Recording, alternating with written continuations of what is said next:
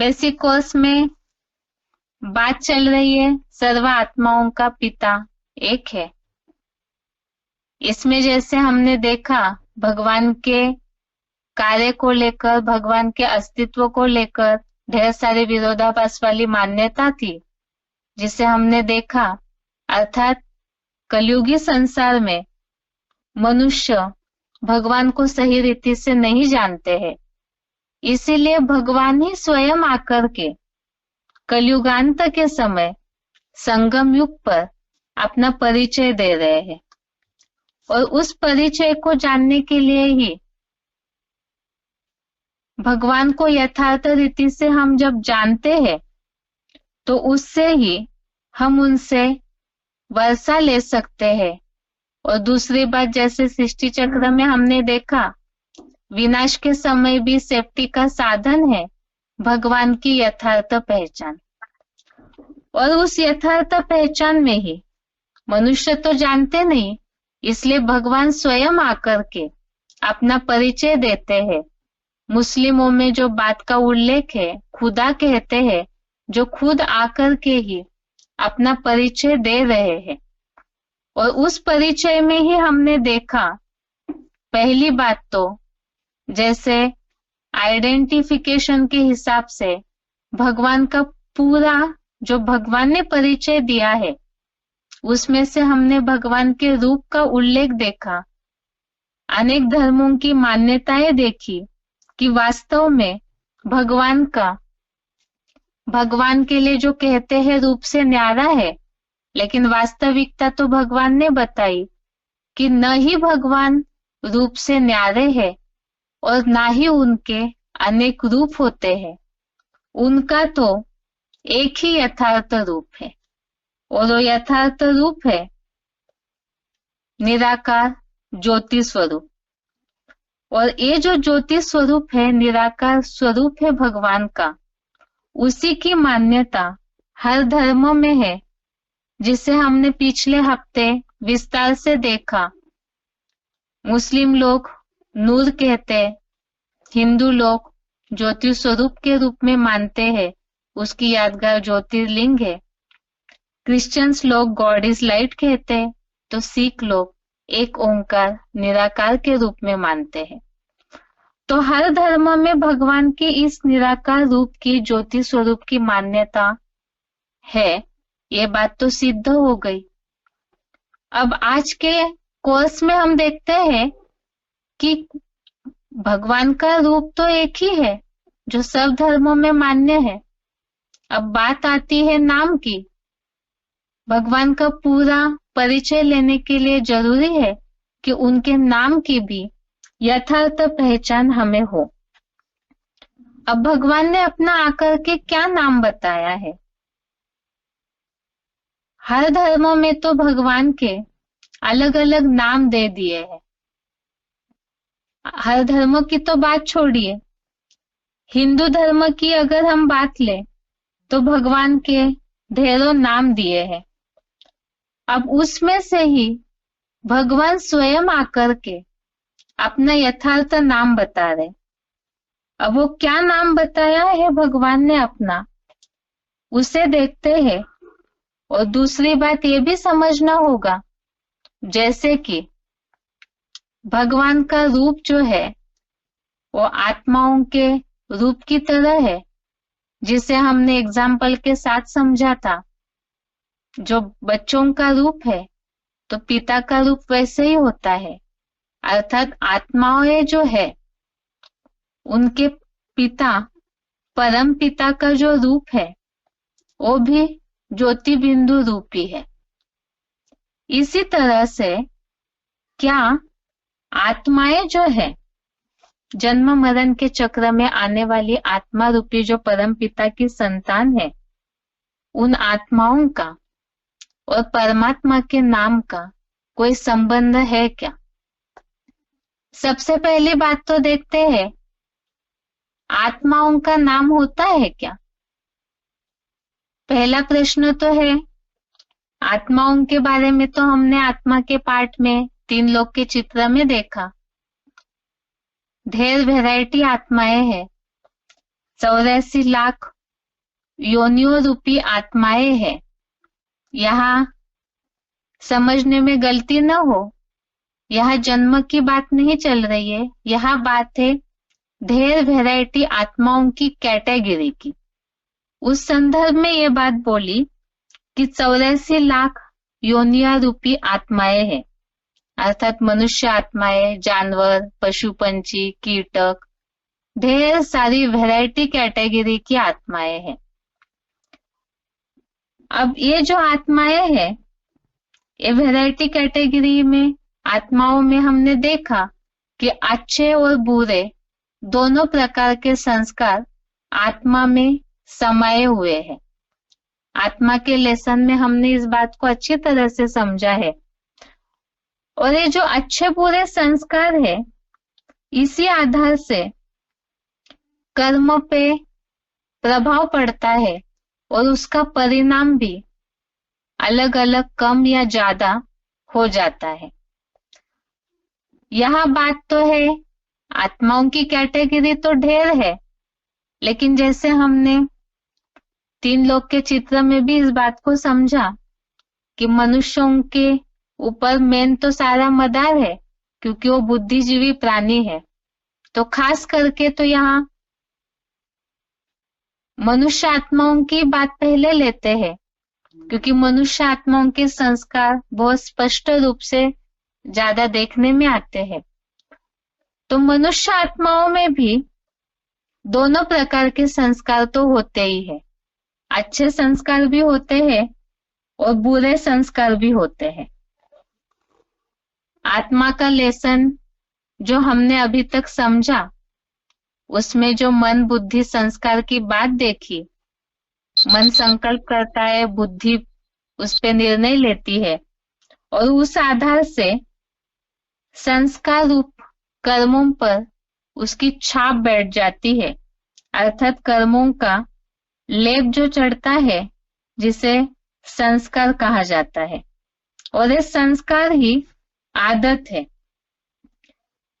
और ये जो आदतें हैं, अच्छे बुरे संस्कार जो है, जो कर्म में आते हैं, उसी के आधार से ही वास्तव में जो कर्म करते हैं, उसी आधार से ही प्रभाव पड़ता है आत्मा के ऊपर। तो मनुष्य आत्माएं पुण्य कर्म करती है, कभी पाप कर्म करती है, अर्थात उनमें कर्मों में स्थिरता नहीं होती है। और इसीलिए ही आत्मा का कोई नाम नहीं होता है, क्योंकि कोई भी नाम काम के आधार पर पड़ता है। अब आत्माएं शरीर के द्वारा जैसे जैसे कर्म करती है, तो उसका फल जो है वो भिन्न भिन्न देखने में आता है।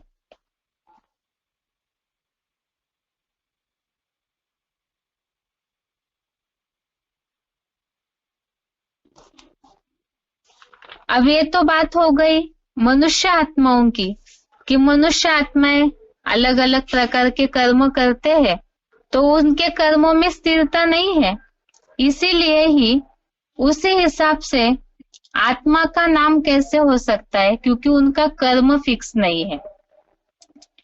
इसीलिए ही आत्माओं की बात तो स्पष्ट हो गई कि उनके कर्मों में स्थिरता नहीं, लेकिन बात तो यहाँ टॉपिक चल रहा है परम पिता का।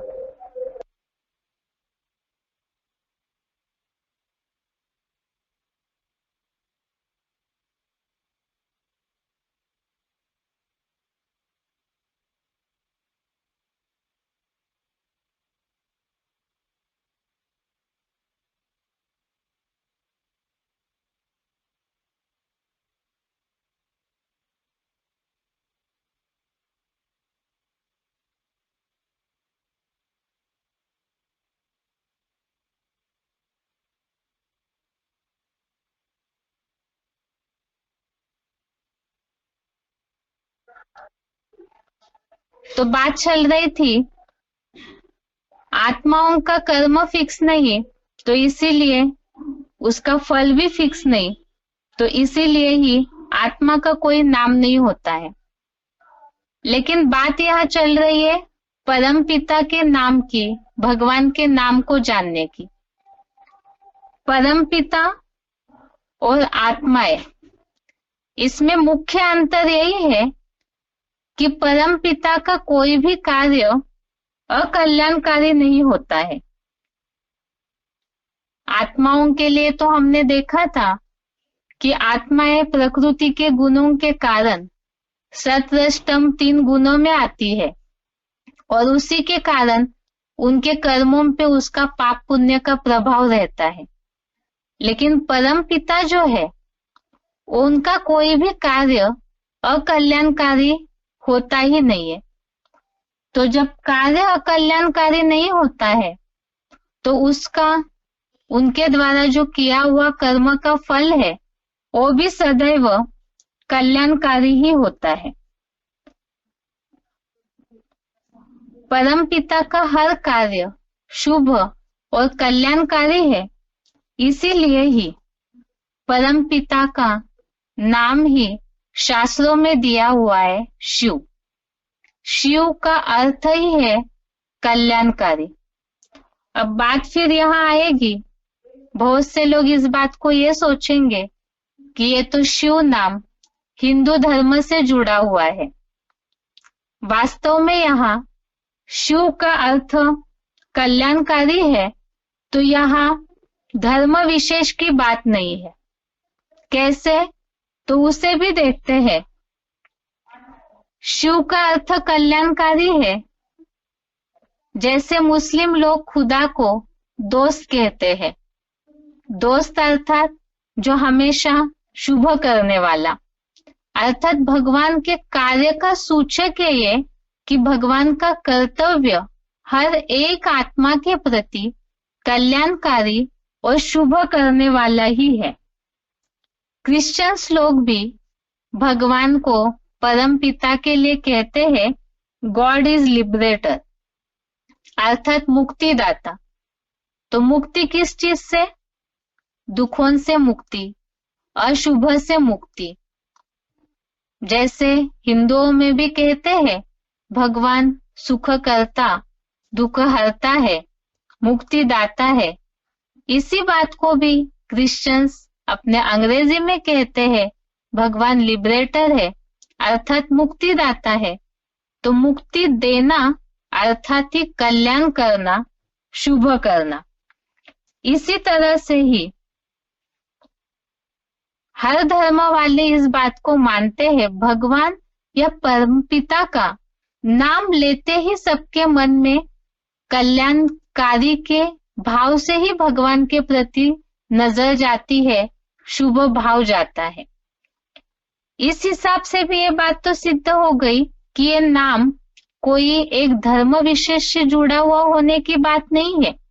सारी आत्माओं का पिता का जो ये कर्तव्य है भगवान का सबके प्रति कल्याणकारी, उस कर्तव्य का सूचक ही ये नाम है शिव।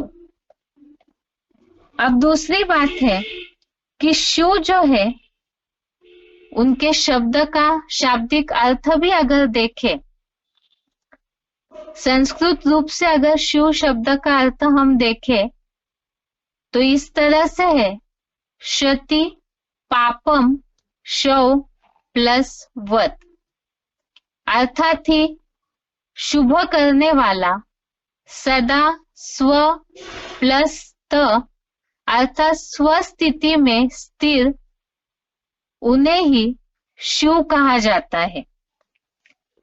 दूसरी बात है भगवान जो सदैव ही स्वस्थिति में स्थिर रहने वाला है, शुभ करने वाला है। इससे यह बात तो सिद्ध हो गई कि ये कोई धर्म विशेष से जुड़ने की बात नहीं है। आत्मा का तो वैसे भी देखा जाए तो कोई धर्म ही होता नहीं। इस हिसाब से भी, और दूसरी बात परम पिता तो सारी आत्माओं के पिता है, इसीलिए वो सबके प्रति कल्याणकारी है। जैसे भगवान के लिए कहा जाता है उनके कर्तव्य का सूचक है सत्यम शिवम सुंदरम। जो गाते हैं लोग सत्य ही शिव है और शिव ही सुंदर है। अब इसका अर्थ क्या है?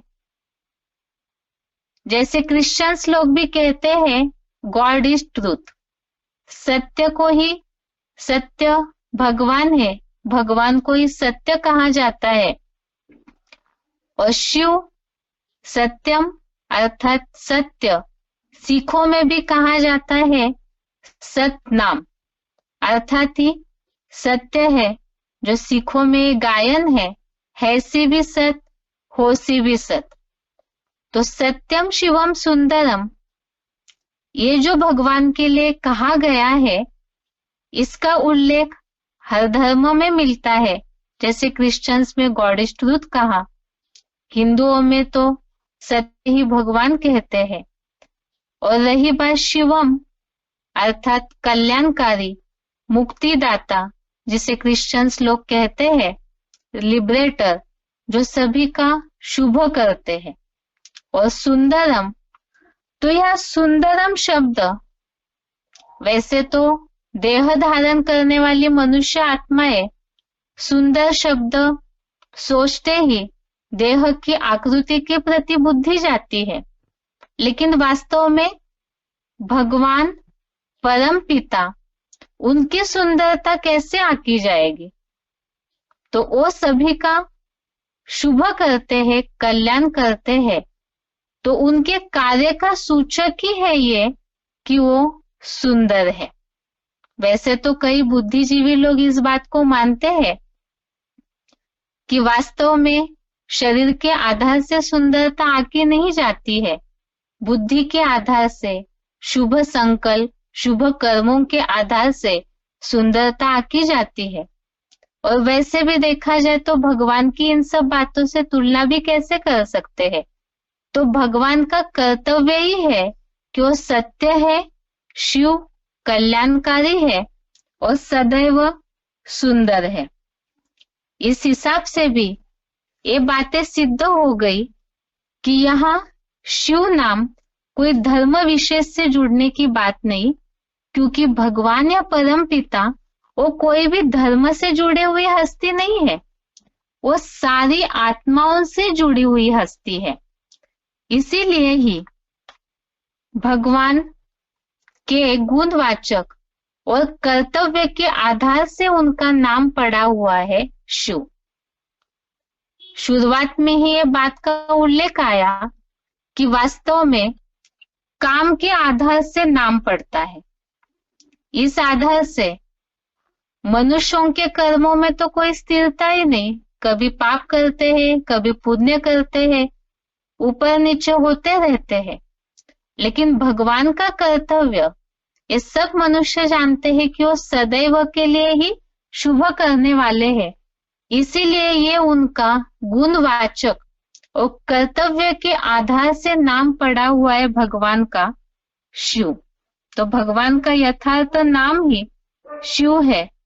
इस तरह से आत्माओं का नाम नहीं रहता है, क्योंकि उनके कर्म अलग अलग होते हैं। अब भगवान के नाम की तो बात हमने समझी कि उनके कर्तव्य गुणों का भंडार है भगवान, उस आधार से नाम पड़ा शिव। अब बात आती है कि क्या मनुष्य आत्माओं के नाम काम के आधार से होते हैं? तो ऐसे है नहीं। मनुष्यों के नाम उनके गुण और कर्तव्य के आधार पर नहीं होते हैं। कैसे? कलयुगी संसार में तो इस वास्तविकता को सभी जानते हैं कि जिनको जो नाम दिया जाता है, जन्म मरण के चक्र में आती है मनुष्य आत्माएं, शरीर धारण करते हैं, तो उनको नाम जो पढ़ते हैं वो नाम उनके गुणों के कई बार विपरीत होते हैं। क्योंकि कलयुग के लिए हमने देखा कि कलह क्लेश का युग है, देहभान का युग है, तो इसीलिए यहाँ जो नाम पढ़ते हैं ज्यादातर मनुष्यों के काम उससे विपरीत देखने में आते। जैसे उदाहरण के लिए कई नाम हम देखें, दुनिया में इस बात को देखा जा सकता है। नाम होता है अमीर चंद, लेकिन होता है वो व्यक्ति गरीब। दुनिया में ऐसे देखा जाता है, नाम होता है शांति, लेकिन स्वभाव उनका अशांत होता है। नाम होता है सुखदेव, लेकिन देते हमेशा दुख है। इसीलिए कलयुगी मनुष्यों ने यह कहावत बनाई है, जल की न बूंदो, नाम है गंगाधरा, बंसी न पूंगो, नाम है बंसीधरा। अर्थात जैसे नाम है वैसे कर्म मनुष्यों के होते नहीं है। इससे तो यह सिद्ध हो गया कि मनुष्यों के जो नाम है वो उनके गुण और कर्तव्य के आधार पर नहीं पड़े हैं। तो फिर मनुष्य आत्माओं के नाम किस आधार पर पड़े हैं? तो इसके लिए मूल बात मनुष्य आत्माओं का और परम पिता के नाम में अंतर है। ये बात तो अभी अभी समझी हमने कि मनुष्यों के नाम के विपरीत ज्यादातर उनके काम होते हैं।